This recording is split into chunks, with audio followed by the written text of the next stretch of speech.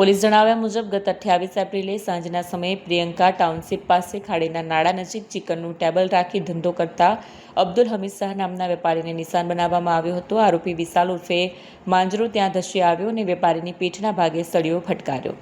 ત્યારબાદ ગળે ચપ્પુ રાખી રોકડા 5,000, મોબાઈલ અને મોપેડની લૂંટ ચલાવી ફરાર થયો।